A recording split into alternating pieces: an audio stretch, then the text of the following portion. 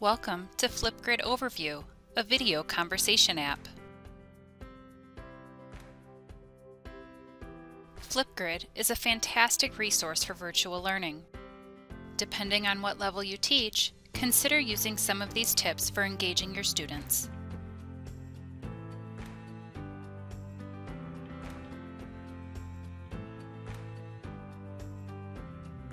In this video, we will specifically go over creating a free teacher account in Flipgrid, setting up your grids, as well as adding topics to the grids. First, let's start with creating an account. After creating an account, you will automatically be prompted to set up your first grid. First, open up your internet browser and either search for Flipgrid or type in flipgrid.com. Once there, you'll go to the top right corner where it says Educator Sign Up. You'll notice the option of creating an account using your Office 365 credentials. Click that option and enter the information needed. After logging in using your Office 365 account, you'll be taken to the home page. The first thing it'll prompt you to do is to start a grid. Go ahead and click Start My Grid. A grid is essentially like a classroom, so depending on what level you teach, you can choose how you want to organize your grids. An elementary teacher might have one grid for their whole class, while secondary teachers might choose to separate their students by hour or subject. The first step in creating a grid is giving your grid a name. For the sake of example, my grid name will be Mrs. Thol's 3rd grade. Then choose your grid type. This is a required setting. Our district recommendation is to choose public.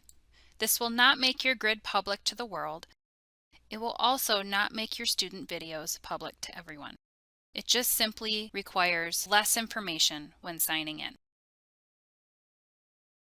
You can also customize your flip code.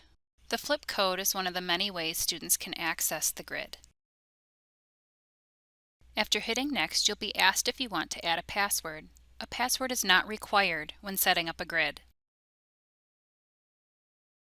After hitting Next, you'll see a screen that gives you many options to share your grid with your class. But at this point, you haven't created any topics or assignments in your grid, so there's no need to share your grid quite yet. But these options will be available later. Now you'll see that your grid is available and all set up. The first thing you're going to want to do is hit the pencil button to edit the settings of your grid. Within these settings, you can change the grid name if needed. You can change or update the flip code. You can also go back and add a password if that's something you desire later. Under Features, you'll notice lots of different options. First, you can choose how often you'd like to be notified that students are uploading videos. Next is deciding if you'd like to allow your students to download their own videos. Turning on Captions allows there to be closed captioning at the bottom of every video. Turning on Grid Followers means your students will be emailed whenever a new topic is added, or there has been a change to the grid. Active State determines if your grid is published and visible to your students or not. Caption Language helps you choose different languages for your closed captioning. The last part of your grid settings is to personalize your page. You can upload your own file to be the artwork of your grid page, or you can choose one of the many options below. Click Update Grid, and all of your changes will be saved. If you need to create additional grids, simply go to My Grids and then click the button Add a New Grid.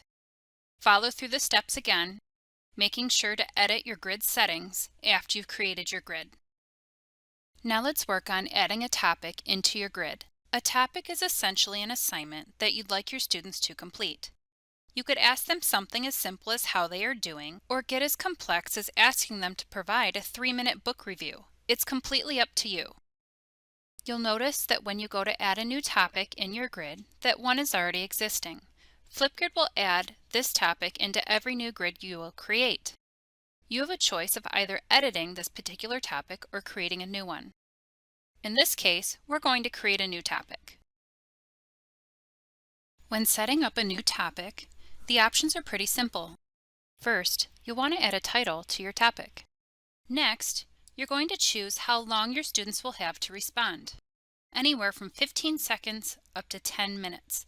Depending on what you're asking them to do, adjust the response time. Next, you can add a prompt. In this particular situation, I'm asking them to answer 2 questions. Finally, there's an option to add a focus. A focus is an image or a video that will appear next to the topic title. You can record a video of yourself demonstrating how you'd like them to respond. You could upload an existing video or add a video from YouTube. You can upload just a picture, a GIF, or even an emoji to add to your topic details. In this particular situation, we'll add a GIF. Simply search for whatever it is that you would like to add. Look through the GIFs and choose one that you feel best represents what you're trying to do. When finished, hit the Create Topic button, and you'll see that your topic is ready. This screen gives you many options to share your topic. You can share right from this screen, or you can hit All Set, and you can share your topic later. Now that you've successfully created your topic, the first thing you're going to want to do is edit the settings. Go to the pencil icon, and that will take you to the settings that you can edit. Notice you can change the things you've already set up: the title, the recording time, the prompt, and the focus. But if you continue down the page, there's more settings available. The topic tip is putting in a tip or trick to help your students best answer the topic. Topic attachments allows you to link documents or files directly to the topic that students might need in order to answer. Topic status has a handful of smaller options. First up is video moderation. We recommend you turn this feature on if you'd like to review videos before they are posted and available to students to view. Next up is status. This option helps you choose if your topic is going to be visible to students or not. Student-to-student replies give students the ability to reply to each other's videos by posting an additional video. Launch and freeze dates allows you to create a window of time when students are able to respond to a topic. Scroll further down the topic settings and you'll see video features and feedback. Video and selfie styles allows you to set up the options students will have when filming a video. Video title allows students to title their video submissions. View count allows students to see how many times their video has been viewed. Sticky notes and video editing are options that adjust what students are able to do while recording. Attachment link gives students the option to upload documents and attach them to their videos. And the last option, likes, gives students the ability to like each other's videos, much like social media. The final setting is feedback. You can customize how you will provide feedback to your student videos. Once you've saved and updated your topic settings, you need to share your topic with your students. Click the Share button, and there will be a pop-up with all your sharing options. The easiest way to connect students to your topic is to copy the code seen here. You can paste this code into any assignment, and it will become a live link that will connect them to your topic. And as you can see, there are many other options for sharing your topic. Feel free to check all these out. It is important to note, students accessing Flipgrid from phones will be required to download the app. Anyone on a computer will be able to record from the browser. It is also important to note that even though you set your grid to be public, students will still need to sign in to their Office 365 account in order to submit a recording. If you're looking for a new and exciting way to engage your students, then make sure to check out Flipgrid's Disco Library. This library is full of topics and prompts that are pre-built and ready to use. And don't forget about the amazing resources that are available on our Wakelet that is located at the top of the staff links page of the Chippewa Valley website.